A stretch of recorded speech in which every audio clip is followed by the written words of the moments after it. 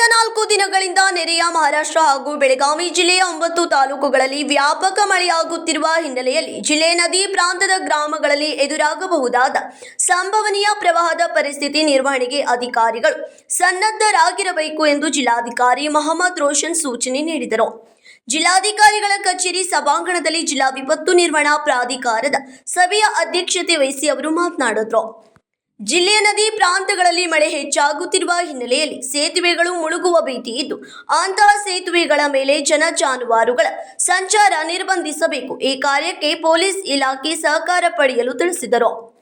Rajapur barrage ಆ ಸಂದರ್ಭದಲ್ಲಿ already 1 lakh cusecs ನೀರು ಏನಿದೆ ಇದು ಕೃಷ್ಣಾ ನದಿ ಹರಿವನಲ್ಲಿ 22,000 ಕ್ಯೂಸೆಕ್ಸ್ ಹರಿತಾ ಇದೆ. ಆಸ್ ಸೂನ್ ಆಸ್ ಕ್ಯೂಸೆಕ್ಸ್ ಆದ ತಕ್ಷಣ ನಿಮಗೆ ಗೋಕಾಕ್ ಟೌನಲ್ಲಿ ಪ್ರಾಬ್ಲಮ್ ಆಗುತ್ತೆ ಅಂಡ್ ಕೃಷ್ಣಾ ನದಿನಲ್ಲಿ 2 lakh ಕ್ಯೂಸೆಕ್ಸ್ ದಾಟಿದ ತಕ್ಷಣ ಈಗ 60-70,000 ಕ್ಯೂಸೆಕ್ಸ್ ರೀಚ್ ಆದ ತಕ್ಷಣ inundations. So please put everything in order. March you are doing in this season. You are all experienced officers. ಅದರ ಪ್ರಕಾರ ನಾವು ತಮ್ಮ ಪ್ರೊಸೀಡಿಂಗ್ಸ್ ಮಾಡಿಕೊಂಡು ನನ್ನ ಆಫೀಸ್ಗೆ ಕಳಿಸ್ತೀವಿ.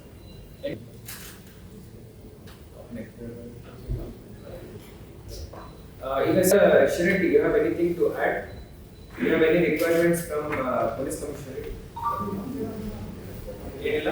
You have an internal discussion requirements, you please request CPOs.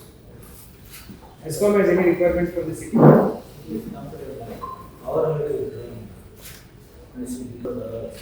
Agreed. Now, yes, today I take this decision that in the district of Belagavi, the power holiday for 2 weeks. ಜಿಲ್ಲೆಯಲ್ಲಿ ಸಂಭವನೀಯ ಪ್ರವಾಹ ಪರಿಸ್ಥಿತಿಯಲ್ಲಿ ಜನರನ್ನ ಸುರಕ್ಷಿತ ಸ್ಥಳಗಳಿಗೆ ಸ್ಥಳಾಂತರಿಸಲು ಎಸ್ಡಿಆರ್ಎಫ್ನ 5, ಅಗ್ನಿಶಾಮಕ ಇಲಾಖೆ 9, ತಾಲೂಕಿನಲ್ಲಿ 27 ಸೇರಿದಂತೆ ಒಟ್ಟು 41 ಬೋಟುಗಳು ಲಭ್ಯವಿರುತ್ತವೆ.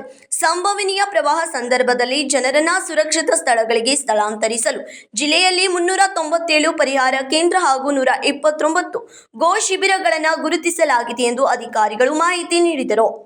ಸಭೆಯಲ್ಲಿ ಪೊಲೀಸ್ ಆಯುಕ್ತ ಭೂಷಣ್ ಗುಲಾಬ್ರಾವ್ ಬೋರಸೆ, ಜಿಲ್ಲಾ ಪೊಲೀಸ್ ವರಿಷ್ಠಾಧಿಕಾರಿ ಕೆ ರಾಮರಾಜನ್, ಪ್ರಶಿಕ್ಷಣಾರ್ಥಿ INS ಅಧಿಕಾರಿ ರೋಹಿತ್ ಸಿಂಗ್ ಸೇರಿದಂತೆ ವಿವಿಧ ಇಲಾಖೆಯ ಅಧಿಕಾರಿಗಳು, ತಹಶೀಲ್ದಾರರು ಹಾಜರಿದ್ದರು. Vinod Kolkar, KMM Kannada news, Belagavi.